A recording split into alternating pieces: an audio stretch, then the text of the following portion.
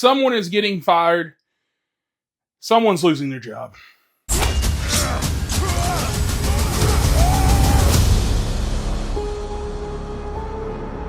What is up, chocolatiers? Welcome back to another video. Today we're talking about Desert Warrior, coming to us from Vertical. I actually usually like their films. This is definitely their first for me, where I'm like, I don't know. I'm all over the place with this movie. I think this movie has several problems. More than several problems, let's just be honest.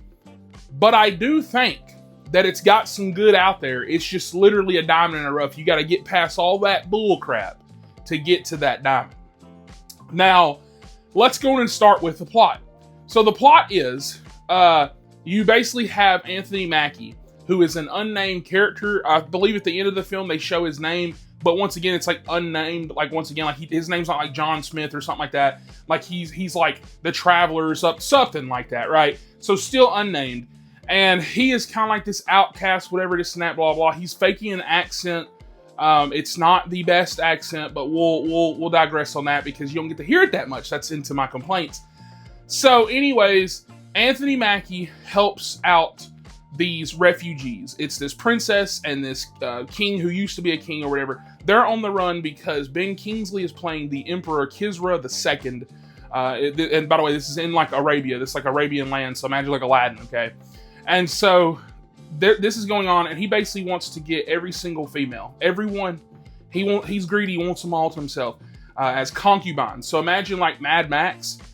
He's like that guy. He's like what is his name? Something Joe, a Morton Joe. He's like that. He doesn't look like that, but he wants to, get all these women, and he just wants them, right? And so he sends out these people, like these hardest of the hard guards, whatever that he has, like this general dude and stuff like that. And like they've got like a fucking hawk and stuff like that. Like they're cool. Okay, they're badasses. And the whole plot revolves, at least what I was thinking when I saw the trailers and what I saw from here, is that Anthony Mackie is protecting them, and it's going to lead into like, this grand hoorah, whatever, kind of like whatever. Now, I will say this. The first positive I will get into is that the film actually subverts expectations. What actually is going on is that Anthony Mackie's not the main character whatsoever. Nobody really is. It is the princess, the unnamed actress. I can't think of her name right now. I don't recall seeing her in anything else I've ever seen before.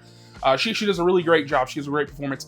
But she is like bringing together all these tribes to go against the emperor and all this other stuff and blah, blah, blah. And like that's what this movie is. And it's co-starring Anthony Mackie in them, okay? So anyways, that's your plot. That's what you're going to get. You're going to get some cool epic battles, some elephants coming out there, some hyenas. There's a cool hyena scene, and you're going to get some battles like that. And that is your plot. Now, if you still stay to this video, we're going to get into the positives before we get into the negatives. There's not that many, so we're about to get to the negatives very quickly. So the positives is that I do think the performances are okay. I think they're fine. I think they're adequate. This movie has some really beautiful shots. This movie looks really great. You know why it looks good? I found out this movie cost $150 million. Stay with me now. $150 million. I was like, I don't even know, for starters, who this movie's made for. And that's not even saying, like, if you like it, cool. That's not, once again, I don't even think the movie's like awful. But it's just so weird that in 2026 we're getting somebody, Anthony Mackie, who I do love, but like he's not a box office draw like that. Most actors aren't anymore. That's not how that really works anymore. Okay, we don't really have big movie stars, and the ones that we do have, because they're playing in franchise films or films that cost lower budgets, they're successful per se, right? And a lot of them are going to TV, as we see at Apple TV, this and that, whatever. So it's just kind of odd to me that they're like, Ben Kingsley, Anthony Mackie, they're going to get us that 200 plus mil that we need. That's insane. That's the dumbest thing I've ever seen in my life. Somebody is getting fired. I promised I would keep giving the positives. I'm sorry. I think the third act is awesome. Actually, this is reversed. I actually really enjoy the third act. I think the action's really great. I don't love the fight scene we get at the very, very end, but I think that everything leading up to that, it's a pretty cool, like huge battle, like some Lord of the Rings type stuff, except it's in the desert, so it's kind of boring because like there's like running straight at each other. There's not like any cover or all this crazy stuff like that, but there's some inventive things they do. Like I said, with hyenas and stuff like that. I think that stuff's kind of cool. And I think that's it. I really think that's it. So into the negatives. So Anthony Mackie and Ben Kingsley might as well just not be in this movie. Let's start with Ben Kingsley. Ben Kingsley has one scene. He showed up one time. One time. He has a few lines of dialogue. It's like maybe 4 to 5. And dude left the set and said, appreciate that paycheck. And he left. He had to go fill Wonder Man. Okay? He left. I was like, okay. Like there were so many times in the movie, I was like, we're going to go back to him. We're going to see his reaction. No. Should never show him again. I said, okay, cool. Anthony Mackie disappears so many times in this film. I don't know if he was filming other things. I don't know what was going on. He left so many times in this movie. Actually, I'm not gonna lie, the middle of the second act, like almost towards the beginning of the third act, I really did think that he was gone from the movie. I was like, okay, so we're just following a princess. I was like, hey, that's cool. But like, I really just thought he wasn't gonna show up again. This movie is also falsely advertised, not because necessarily of Anthony Mackie being on the poster and all this other stuff. You just really think it's gonna be like Anthony Mackie's like this badass warrior, this and that, whatever. He does a couple cool things. At one point in the first act, he like turns around backwards like a horse, and it's pretty badass. He throws something at a dude and kills him. But like outside of that, I'm like, even like the final battle, he gets his ass kind of handed to him, and he needs to be saved. He's not really badass or cool in this film. He looks cool, like he's wearing like black robes and shit, but like he doesn't do anything. He literally does nothing in this movie. Desert Warrior my ass. Okay, I don't know who the warrior is, but it's not him. Now, I kind of want to give a quick pause right here because I thought about something. The princess is awesome. I've already said that once. I think she's cool. I actually like her character. I think her arc is really great, and I think her performance is really great. That being said, like I said, I think that leads into the third act is really cool. The problem with this movie is the first and second act are some of the most boring things I've seen in my life. I'll give the first act a pass because like we're setting up the world, we're world building, we're giving you this plot, we're showing the stuff with the Emperor.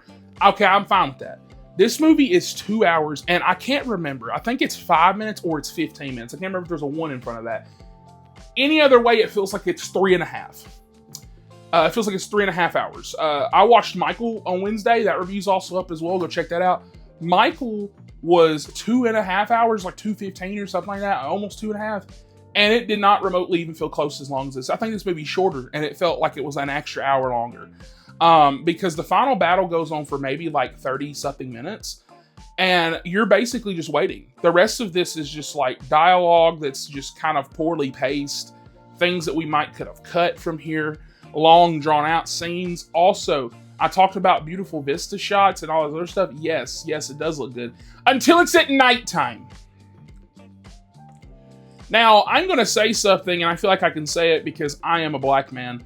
I'm black, as you know. All these people in this film, Anthony Mackie's black.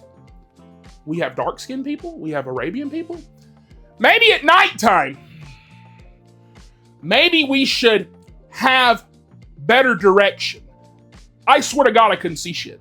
There's like almost the entire second act. There's a scene where Anthony Mackie gets helped escape from, and then there's like just a big long drawn out scene like where people are talking. I was like, well, thank God I know their fucking voices. Holy fuck. I'm in a theater, it's fucking pitch black dark, and I'm having to squint like it was like the final fucking season of Game of Thrones. What the fuck is this? Somebody use a torch, damn it! I didn't know what the hell was going on.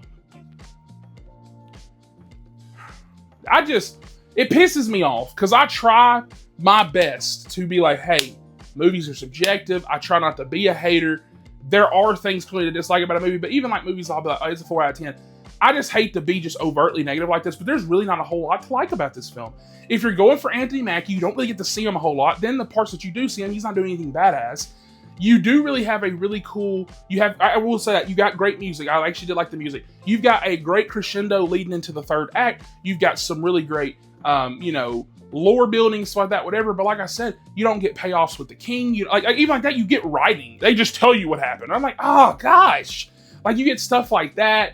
And when it ends, it's like this great epic saga. And I'm like, who gave them $150 million? This is crazy.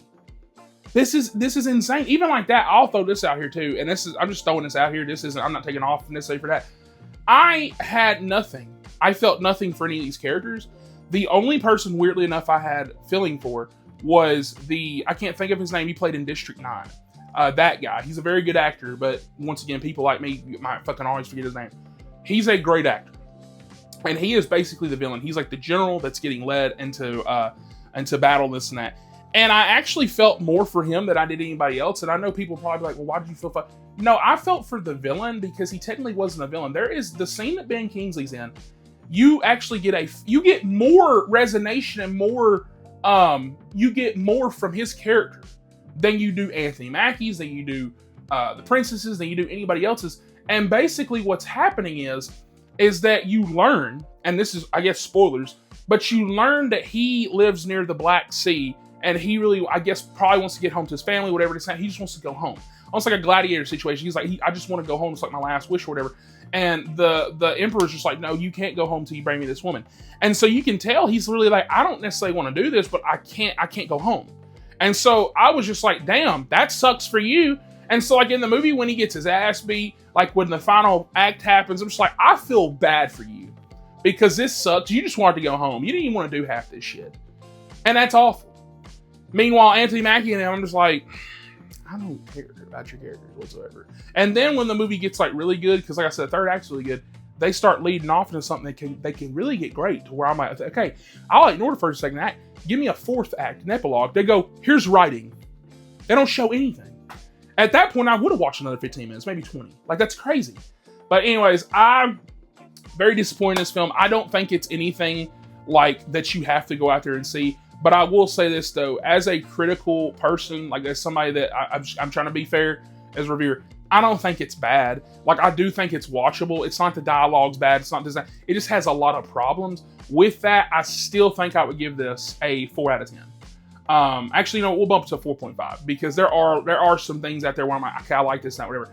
And I know that technically is a bad score, and I hate to give it that, but it's just slow pacing, slow dialogue. Not bad dialogue, but slow dialogue. Just so slow. And it's supposed to be like this epic adventure, this and that, whatever. And like every location, and I get we're in the desert, but every location looks the damn same. Finally, in the third act, you get like one location that looks different. It's like an oasis, and that's about it. And then one of the coolest locations where you get this big city is with the Emperor. For him to be one scene, they don't ever show that city again. They don't ever show it again. And I was like, oh, when they show the city in the beginning of the second act, I was like, oh my God. I was like, whoa, this movie's actually getting crazy. They didn't show it again. I said, oh my God. $150 million and we basically had one location. This is fucking crazy. But yeah, I'm disappointed. Ironically, I watched this last. I don't know why I thought that this would be the better movie of the night. I was like, this movie's going to surprise me. So I set it to be last. I got this movie at 10 o'clock because of 30 minutes of previews at AMC. This movie started at 7. I got out at 10 o'clock. I had to drive home.